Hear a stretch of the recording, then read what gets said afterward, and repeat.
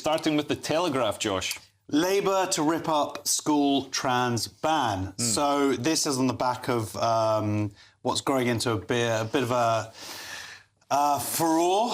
Is it furore? I don't know. A win for the opponents of Labour, because as I personally said, and other people have said months and months ago, if Labour doesn't get on top of this stuff, this is going to come and bite them in the butt. This is exactly what's happening here. This started with the J.K. Rowling basically printing why she doesn't fully trust Labour on these issues. Yeah. And now in an interview, the Shadow Education Secretary, Bridget Phillipson, has said, well, we're going to re-look at the advice. The Cass report came out, this is for the people who are new to this issue, the Cass report came out a few months ago, which basically said that this was a social contagion, that children were being pushed down these routes of medicalisation, and now they should obviously be stopped being taught this rubbish in schools.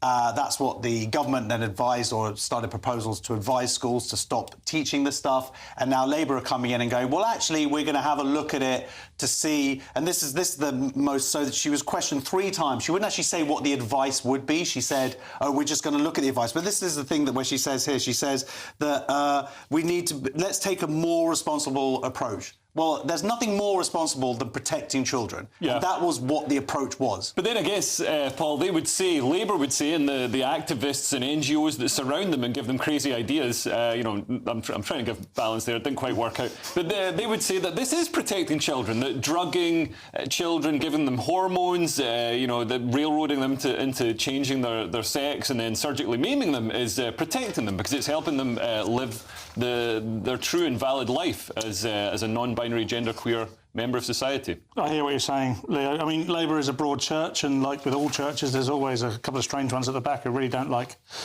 little girls. And as a result, we end up with this kind of weird situation with Labour. The weirdness comes in, and I could hear the frustration in Josh's voice. And, you know, as someone who would have voted Labour back in the day... He needed a transition.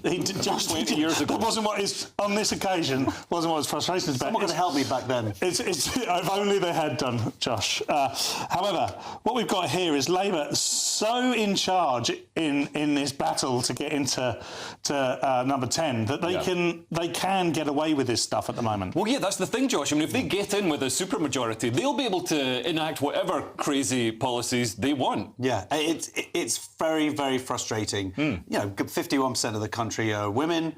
A large portion of them that recognise the threat to women's rights that this is, the danger to children this is.